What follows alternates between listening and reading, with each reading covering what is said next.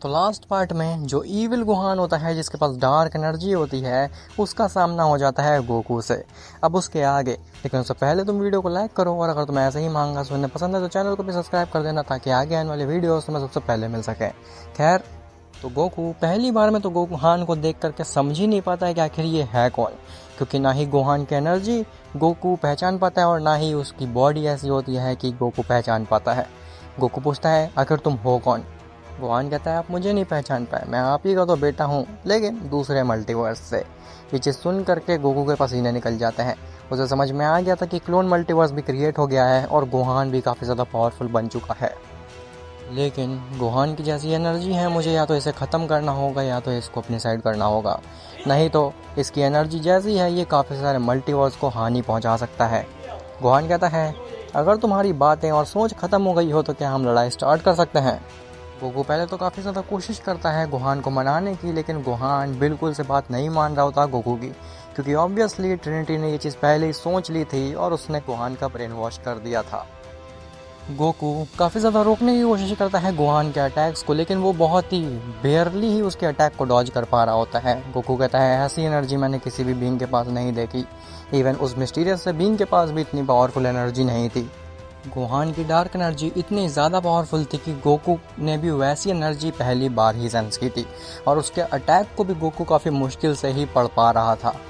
Goku कहता है, मुझे लगता है कि तुम आसानी से नहीं हार सकते हो, मुझे तुम्हें दिखाना ही होगा कि आखिर इटर्नल पावर कितनी ज़्यादा खतरनाक होती है। जिसके बाद गोकू अपना ट्रू फॉर्म दिखाता है, जिसे देखने के बाद गोहान कहता है कि यही है तुम्हारे पास, इसे तुम अपनी ट्रू फॉर्म कहते हो? हाँ, ये मेरे सामने कुछ भी नहीं है। गोकू कहता है, तुम्हारा कि तुम बहुत ज़्यादा शक्तिशाली हो, लेकिन उसी शक्ति के साथ तुम्हारे पास घमंड भी है। और ऐसा बोलते ही गोकू एक अटैक मारता है गोहान के ऊपर, जो कि गोहान के ऊपर पड़ जाता है। आखिर इसने इतना फास्ट अटैक कैसे कर दिया मेरे ऊपर, मैं तो इस अटैक को देख भी नहीं पाया। जिसके बाद गोकू नॉन स्टॉप अटैक करने लगता है गोहान के ऊपर। गोहान गोकू के एक भी अटैक को नहीं डॉज कर पा रहा होता है और उसको सारे अटैक्स को टैंक करना पड़ता है। गोहान कहता है, बस बहुत हुआ। जिसके बाद गोहान रेज करने लगता है। गोकू कहता है, अगर ये ऐसे ही रेज करता रहा तो आसपास के मल्टीवर्स इरेज हो जाएंगे, और बगल ही में ज़ेनो का मल्टीवर्स भी है। मैं बिल्कुल नहीं चाहूँगा कि मेरा बेटा इरेज हो जाए। जिसके बाद गोकू दोबारा से एक डोम क्रिएट करता है, जो कि उसने डार्क से फाइट के दौरान क्रिएट किया था। लेकिन गोहान की एनर्जी इतनी ज़्यादा खतरनाक थी कि वो डोम में भी इंस्टेंटली ही क्रैक्स आने लगते हैं। गोकू काफ़ी ज़्यादा कोशिश करता है उस डोम को होल्ड ऑन रखने की, लेकिन वो ऐसा नहीं कर पा रहा होता। गोकू कहता है, नहीं, अगर ये डोम यहाँ पे फट गया तो बहुत भयानक तबाही मच जाएगी एग्जिस्टेंस की पूरी हिस्ट्री की, और मैं ऐसा नहीं होने दे सकता हूँ। गोकू काफ़ी ज़्यादा कोशिश कर रहा होता है उस डोम को होल्ड रखने की, लेकिन वो ऐसा नहीं कर पाता। एक पॉइंट के बाद गोहान इतना ज़्यादा रेज करता है कि वो डोम टूट जाता है और उससे बहुत ही खतरनाक एनर्जी निकल जाती है। लेकिन उसी समय पे सब कुछ फ्रीज हो जाता है और वहाँ पे इटर्निटी आता है। इटर्निटी कहता है, बस बहुत हुआ, अब वो ट्रिनिटी मुझसे नहीं बच सकते हैं। और ऐसा बोल करके वो जितनी भी डार्क एनर्जी थी और वो डोम था उसको नलीफाई कर देता है। जिसके बाद टाइम दोबारा से अनफ्रीज हो जाता है। ये चीज़ गोहान देखता है और कहता है, ये क्या था, आखिर तुम टाइम कैसे फ्रीज कर सकते हो? इटर्निटी कहता है, मैं बहुत कुछ कर सकता हूँ, अगर तुम चाहो तो मैं तुम्हें दिखा देता हूँ। गोहान को समझ में आ गया था कि ये कोई आम सा बीइंग नहीं है, इसीलिए गोहान वहाँ से गायब हो जाता है। इटर्निटी को कुछ कहता है, तो फिर आखिर वो क्लोन मल्टीवर्स क्रिएट हो ही गया? तो गोकू कहता है, हाँ, आप सही समझे, उस क्लोन मल्टीवर्स को क्रिएट कर दिया गया है। और इस गोहान को जो देख रहे हैं आप, ये बहुत ज़्यादा पावरफुल है, मुझे समझ नहीं आ रहा कि आखिर इसके पास कैसी एनर्जी है। तो इटर्निटी कहता है, इसके पास डार्क एनर्जी है और इसको वो ट्रिनिटी ने क्रिएट किया है। गोकू कहता है, ट्रिनिटी, आखिर ये कौन है? तो इटर्निटी बताता है कि ट्रिनिटी ऐसे बीइंग्स हैं जो कि डार्क मैटर और डार्क एनर्जी के ऊपर कंट्रोल रखते हैं, और उसी डार्क एनर्जी के इस्तेमाल करके उन्होंने इस क्लोन गोहान को भी काफ़ी ज़्यादा पावरफुल बना दिया है। गोकू कहता है, क्या सच में डार्क एनर्जी इतनी ज़्यादा पावरफुल होती है कि ये गोहान इतना ज़्यादा शक्तिशाली था उस एनर्जी को एब्जॉर्ब करने के बाद? तो इटर्निटी कहता है, ये तो कुछ भी नहीं है, ये तो गोहान के पास केवल 0.1% ऑफ डार्क एनर्जी है। अगर तुम्हें असली एनर्जी दिखा दी जाए कि कितनी ज़्यादा पावरफुल है तो तुम दंग रह जाओगे गोकू। और हाँ, मुझे ये नहीं समझ में आ रहा कि तुम काफ़ी आसानी से गोहान को हरा सकते थे, लेकिन तुमने अपना ट्रू पोटेंशियल क्यों नहीं इस्तेमाल किया। गोकू कहता है मैं चाहता तो वैसा कर सकता था, लेकिन आप देख ही सकते हैं कि यहाँ पे कितने सारे मल्टीवर्स हैं, ये कोई सही प्लेस नहीं है लड़ने की। और दूसरी बात है कि मैं उसे नहीं मार सकता क्योंकि वो मेरा बेटा है, भले ही वो क्लोन हो लेकिन मैं उसको नहीं मार पाऊँगा। गोकू कहता है कि तुम्हारे लिए ये पूरी एग्जिस्टेंस और तुम्हारा रियल बेटा ज़्यादा इम्पोर्टेंट है या फिर तुम्हारे लिए वो क्लोन बेटा ज़्यादा इम्पोर्टेंट है। गोकू कहता है इटर्निटी मेरे लिए ऑब्वियसली मेरी एग्जिस्टेंस ज़्यादा प्यारी है, लेकिन मैं प्रिपेयर्ड नहीं था उस गुहान से फाइट करने के लिए, क्योंकि मैंने कभी भी नहीं सोचा था कि मेरे को ऐसा दिन भी देखना पड़ेगा। इटर्निटी कहता है खैर वो सब छोड़ो, अगली बार गुहान आएगा तो तुम अपने फुल पोटेंशियल से लड़ोगे। गोकू कहता है जी मैं अगली बार से ध्यान रखूंगा, लेकिन अब हमें आगे क्या करना है, क्या आप हमें ये बता सकते हैं। तो इटर्निटी कहता है कि आगे का काम हो सकता है गोकू तुम्हारे लिए थोड़ा कठिन हो, लेकिन तुम्हें ऐसा करना ही पड़ेगा। गोकू पूछता है कि कैसा काम।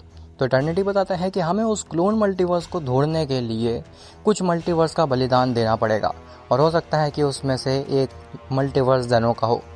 गोकू कहता है आखिर आप ऐसी कैसी बातें कर रहे हैं, अभी आप मुझे एग्जिस्टेंस का भाषण दे रहे थे और अब आप खुद ही मल्टीवर्सेस को इरेज करने की बात कर रहे हैं। तो इटर्निटी कहता है कि उसमें हम कुछ भी नहीं कर सकते, हमें अगर उस क्लोन मल्टीवर्स को ढूंढना है तो उसकी रियलिटी को भेदना होगा, और उसके लिए हमें कुछ मल्टीवर्स का बलिदान देना ही पड़ेगा, क्योंकि बिना उनके बलिदान के हम उसकी रियलिटी को नहीं ब्रीच कर सकते हैं। तो गोकू कहता है कि मैं कोई ना कोई रास्ता ज़रूर निकाल लूँगा उनकी रियलिटी मैनिपुलेशन को ब्रीच करने का, आप चिंता मत करिए। इटर्निटी कहता है ठीक है, तुम्हारे पास ज़्यादा समय नहीं है, अगर तुम जल्द से जल्द एक तरीका नहीं बताते हो मुझे जिससे कि बिना मल्टीवर्स को हानि पहुंचाए तुम उनके रियलिटी मैनिपुलेशन को ब्रीच कर सकते हो, तो फिर ना चाहते हुए भी तुम्हें मल्टीवर्सेस को इरेज करना ही होगा। गोकू कहता है ठीक है, जिसके बाद इटर्निटी वहाँ से गायब हो जाता है।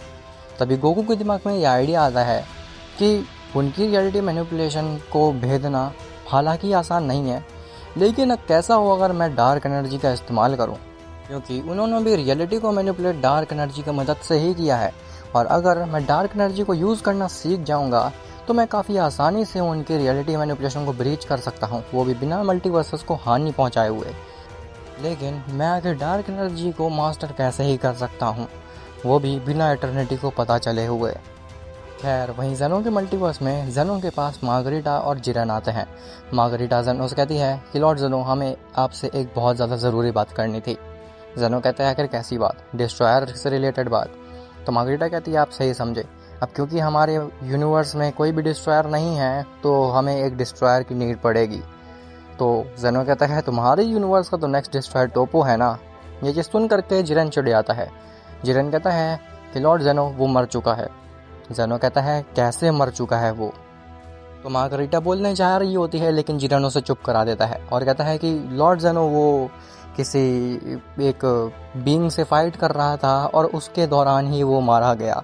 जेनो कहता है ये चीज़ पचा पानी काफ़ी ज़्यादा मुश्किल है, क्योंकि वो काफ़ी ज़्यादा स्ट्रॉन्ग मॉर्टल है, इवन उसके पास तो हकाई फॉर्म भी है, उसके बावजूद भी वो किसी आम से बीइंग से हार गया। जिरेन कहता है जी लॉर्ड जेनो वो कोई आम सा बीइंग नहीं था, वो काफ़ी शक्तिशाली था और उसने टोपो को एक ही बार में हरा दिया। जेनो कहता है तो फिर तुमने क्या सोचा है कि तुम्हारे यूनिवर्स का डिस्ट्रॉयर कौन बनेगा। तो मार्गरीटा कहती है कि लॉर्ड जेनो कैसा रहेगा अगर हमारे यूनिवर्स का डिस्ट्रॉयर जिरेन बन जाए तो। जेनो कहता है जिरेन, हाँ वैसे भी टोपो की जगह जिरेन ही ले सकता है, मुझे नहीं लगता कि और कोई मॉर्टल है जो कि यूनिवर्स 11 का डिस्ट्रॉयर बनने के काबिल भी है। जिरेन कहता है जी लॉर्ड जेनो, आपने मुझे काफ़ी अच्छे से समझ लिया है। जेनो कहता है लेकिन कैसा हो अगर हम उन वजीटा और ब्रोली को यूनिवर्स 11 का डिस्ट्रॉयर बना दें। जिरेन कहता है लॉर्ड जेनो आखिर ऐसा कैसे ही कर सकते हैं आप, वो दूसरे यूनिवर्स के मॉर्टल हैं और आप उनको हमारे यूनिवर्स का डिस्ट्रॉयर क्यों ही बनाएंगे। ग्रैंड प्रिस्ट कहता है लेकिन लॉर्ड जेनो वजीटा और ब्रोली ने तो डिस्ट्रॉयर बनने से। जेनो कहता है एक मिनट ग्रैंड प्रिस्ट, तुम शांत रहोगे क्या, यहाँ पे तुम्हारे बोलने की कोई भी ज़रूरत नहीं है। हाँ जिरेन, तुमने क्या सोचा, क्या वजीटा और ब्रोली को मुझे यूनिवर्स 11 का डिस्ट्रॉयर बनाना चाहिए।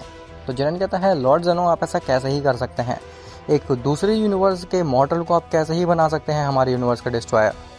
जेनो कहता है क्यों, कोई तुम्हें प्रॉब्लम है क्या। जिरन कहता है नहीं लॉर्ड ज़ेनो, मुझे कोई प्रॉब्लम नहीं है, लेकिन मुझे नहीं लगता कि वो दोनों संभाल पाएंगे हमारे यूनिवर्स को सही से। ज़ेनो कहता है ठीक है, तुम फिलहाल यहाँ से जा सकते हो जिरन, मैं तुम्हें बता दूंगा जब तुम्हें डिस्ट्रॉयर बनाया जाएगा। इसके बाद जिरन और मार्गरेटा वहाँ से गायब हो जाते हैं। ग्रैंड प्रीस्ट ज़ेनो से कहता है कि लॉर्ड ज़ेनो, आखिर आपने वेजिटा और ब्रोली को क्यों इंट्रोड्यूस किया जिरन के सामने? उन्होंने तो ऑलरेडी ही मना कर दिया है ना कि वो डिस्ट्रॉयर नहीं बनना चाहते। ज़ेनो कहता है कि मैं बस देखना चाहता था कि जिरन के बारे में जो मैं सोच रहा हूँ क्या वो सच है या फिर नहीं। ग्रैंड प्रीस्ट कहता है कि आप क्या सोच रहे हैं जिरन के बारे में? तो ज़ेनो कहता है क्या तुमने देखा नहीं कि उसने कैसे मार्गरेटा को शांत करा दिया, और मार्गरेटा काफ़ी ज़्यादा डरी हुई नज़र आ रही थी। मुझे लगता है कि टोपो को भी जिरन ने ही मारा था ताकि वो यूनिवर्स 11 का डिस्ट्रॉयर बन सके। ग्रैंड प्रीस्ट कहता है लॉर्ड ज़ेनो, अगर ऐसी बात है तो फिर क्या आप सच में जिरन को यूनिवर्स 11 का डिस्ट्रॉयर बनाना चाहेंगे? ज़ेनो कहता है उसके बारे में मैंने सोच लिया है, चिंता बिल्कुल मत करो, जो भी डिस्ट्रॉयर बनेगा यूनिवर्स 11 का एकदम परफेक्ट बनेगा। अब क्या जिरन सच में यूनिवर्स 11 का डिस्ट्रॉयर बन पाएगा, और अगर नहीं तो फिर कौन बनेगा उसकी जगह? और क्या गोकू सच में डार्क एनर्जी को मास्टर कर लेगा, और कर लेगा तो क्या वो रोक पाएगा उस क्लोन मल्टीवर्स को? ये सब तुम्हें पता चलेगा नेक्स्ट पार्ट में।